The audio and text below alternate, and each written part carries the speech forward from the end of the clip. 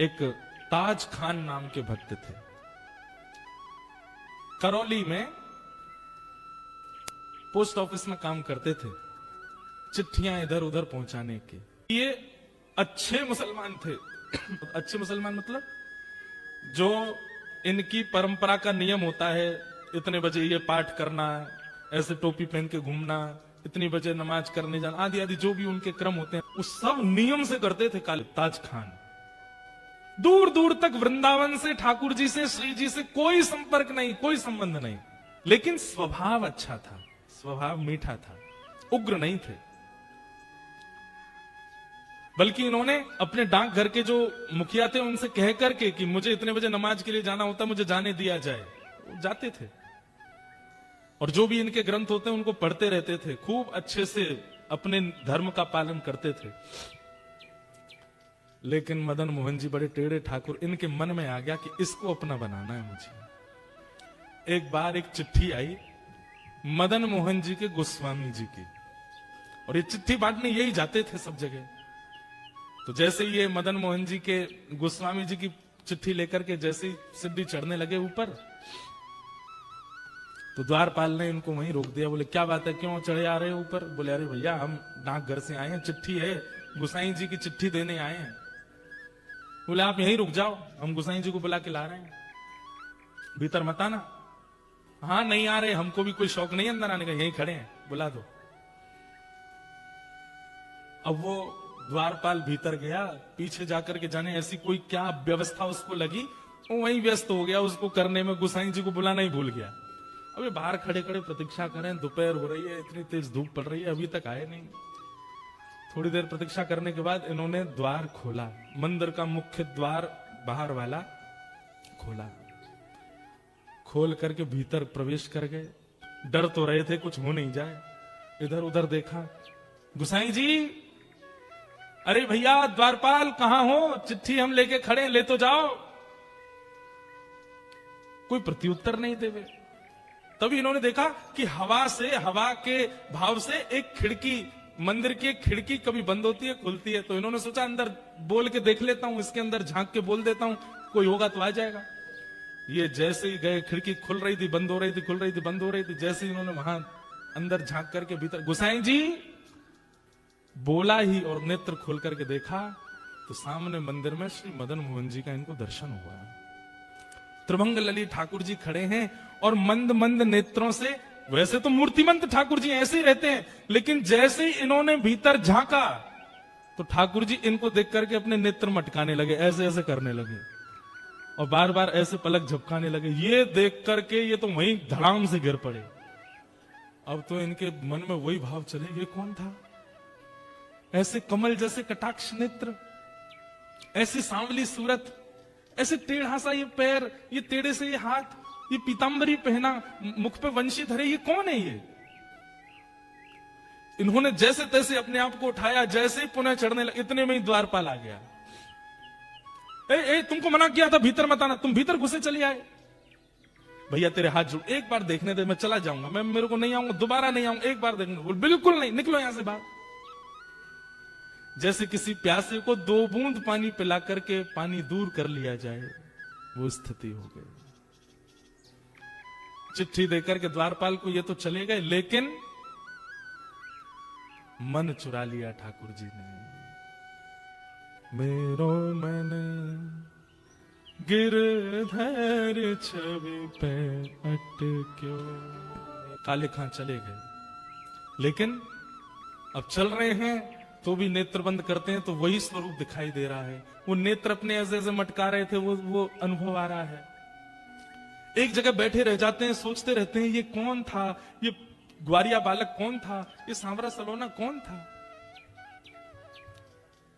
आज तक कभी अपने नमाज के समय में, अपनी दिनचर्या में कभी बदल फेर नहीं हुआ, लेकिन अब करने कुछ और जाते हैं, करने कुछ और लग जाते हैं।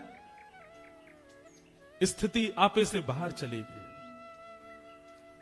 अब तो ये मदन मोहन जी के मंदिर की जो सीढ़ियां थी, वहां से जब निकलते तो नीचे से देखते रहते, कब बुलाएंगे मुझे, कब स्वीकार करेंगे मुझे, कब दर्शन देंगे मुझे।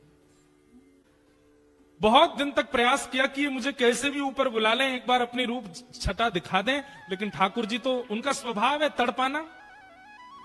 जब नहीं दर्शन हुए तो एक दिन काले खां ने कसम खा ली, बोले ठाकुर जी या तो मुझे दिख जाओ, या तो मुझे मिल जाओ, नहीं तो मैं अनशन व्रत पर बैठ रहा हूं, मृत्यु पर्यंत प्राण त्याग दूंगा। ऐसी स्थिति हो गई। धीरे धीरे अपना काम छोड़ दिया, परिवार वालों से दूर रहने लगे, अपने नियम क्रम साहब से बिल्कुल ना इधर के रहे ना इधर के, बीच में आ गए बिल्कुल। स्थिति अवर्णनीय हो गई। एक दिन, 2 दिन, 3 दिन व्यतीत हो गए भोजन किए बिना। 3 दिन बाद श्री मदन मोहन लाल जी को बड़ी दया आ गई। बोले कि भूखा प्यासा बैठा है। अब ये भी तो बात है कि जैसे हम लोगों को तो पता है कि ठाकुर जी को मनाना है तो हम कथा में चले जाएं, ठाकुर जी को मनाना है तो संतों को भोजन करा दो, ठाकुर जी को मनाना है तो परिक्रमा करे आओ, ठाकुर जी को मनाना है तो यज्ञ कर लो। अब काले खां को तो कुछ पता भी नहीं है, वो तो जाति धर्म से भी अलग है, उसको पता ही नहीं है क्या करना पड़ता है ठाकुर जी को रिझाने मनाने के लिए। उसके पास यही तरीका था, ठाकुर जी के आगे कसम खाली, बोले मैं प्राण त्याग दूंगा, मुझे मिलो नहीं तो। 3 दिन जब बीत गए बिना कुछ खाए पिए, तो रात में जब मंदिर बंद हुआ, मंदिर बंद होते सब गुसाई आदि सब चले गए, सुश्री मदन मोहन लाल जी अपने गहने जेवर आदि सब उतार करके एक सामान्य से ग्वारिया का रूप धारण किया। एक धोती पहनी, बगलबंदी पहनी, सिर पर एक स्वाफा बांधा, बिल्कुल ऐसे हो गए साधारण से। और जो भोजन की थाली श्री मदन मोहन जी की रात में रखी जाती थी, बंटा भोग बोलते हैं उसको, श्री मदन मोहन लाल जी का जो रखा था, ठाकुर जी ने उसको उठाया खुद और निकल पड़े काले खां के पास। यहां पर मरणासन अवस्था में काले खां बैठा है, गला सूख गया है, आंखें मरने को हो रही हैं, और उस समय पर द्वार पर दस्तक होती है, खटखटाने की आवाज आती है।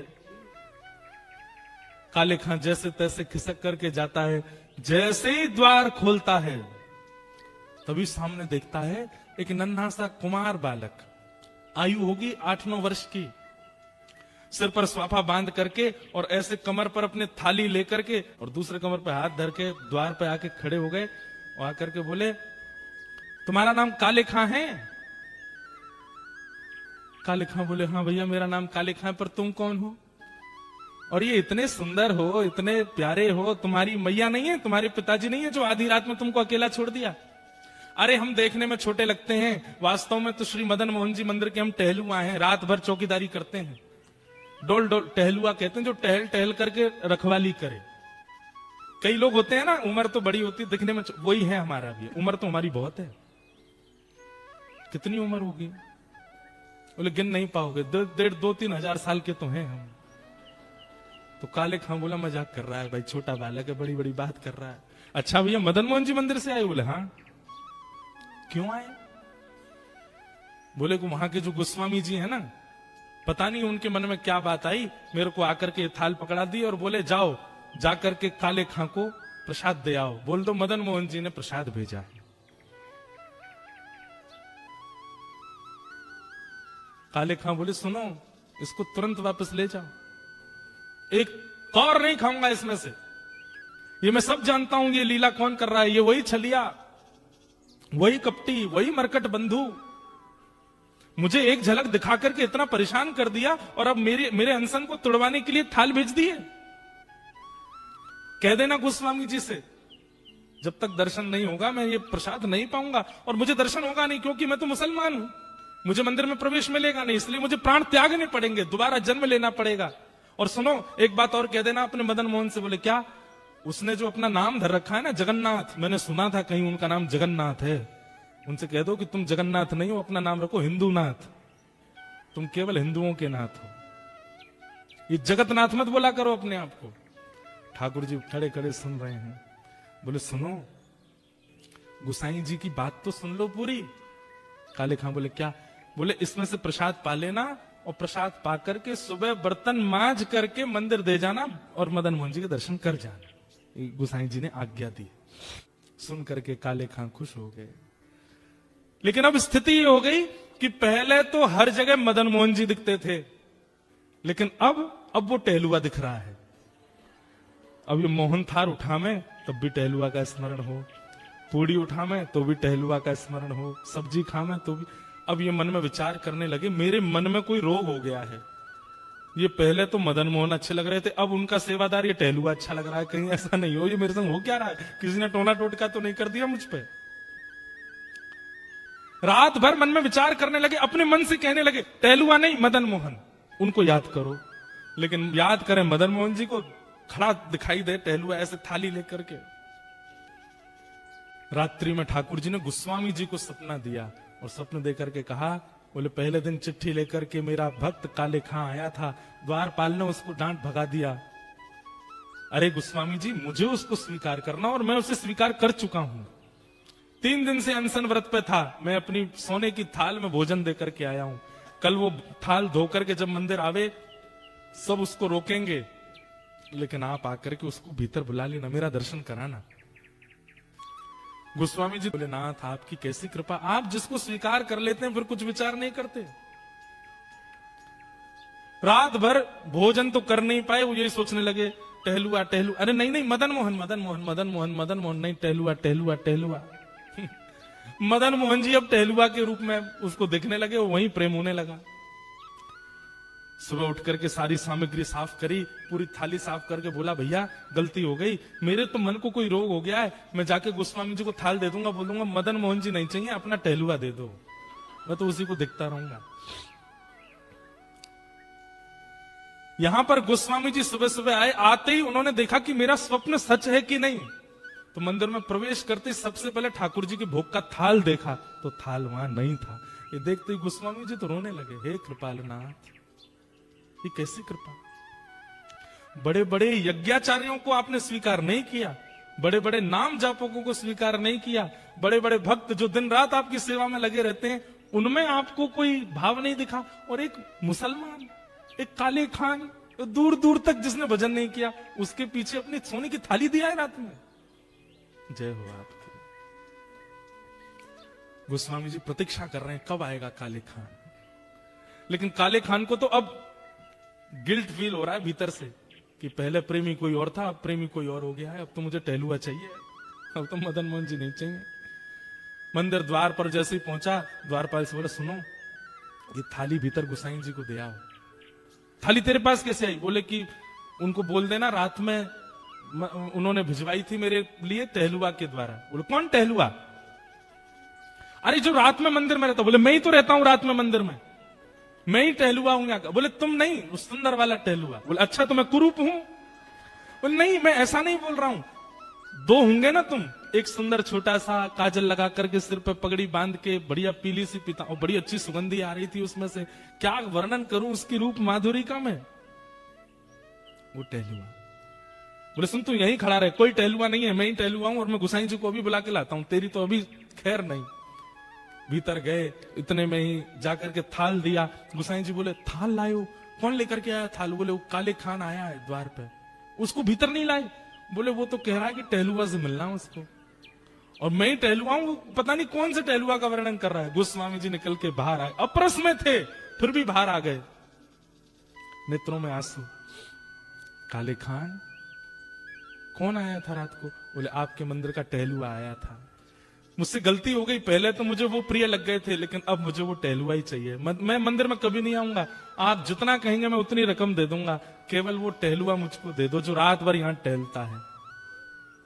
ऐसे कटाक्ष नेत्र थे उसके, ऐसी सुंदर सी नासिका थी, ऐसी मधुर मुस्कान थी, ऐसी सुंदर उसने पगड़ी पहन रखी थी, और उसमें से ऐसी अद्भुत सुगंधी आ रही थी। हे गोस्वामी जी, मैं आपके आगे हाथ जोड़ के कह रहा हूं, अगर दे नहीं सकते तो जैसे दर्शनार्थियों के लिए नियम है कि सुबह इतने बजे आओ, दर्शन होते हैं मदन मोहन जी के, सबको मदन मोहन जी के दर्शन कराओ, मुझे वो टहलुआ के दर्शन करा दिया करो बस। गोस्वामी जी बोले चल टहलुआ से मिलवाते हैं। पहली बार श्री मदन मोहन जी के मंदिर के अंदर गए, ढूंढ रहा है काले खान कहां है, कब दिखेगा कब दिखेगा। तो बाकी सबको तो श्री मदन मोहन जी पाषाण रूप में दिख रहे थे, लेकिन काले खां को वो रात वाले टहलुआ के रूप में दिख रहे थे। ये रहते टहलुआ। नेत्र सजल हो गए, वो सजल होकर के बस उसी दिन मदन मोहन जी के श्री चरणों को प्रणाम किया। बोले स्वयं ठाकुर जी टहलुआ बन के आए मेरे घर पे, इतना श्रम किया और जीवन भर के लिए श्री मदन मोहन जी के दास बन गए। कौन? काले खां।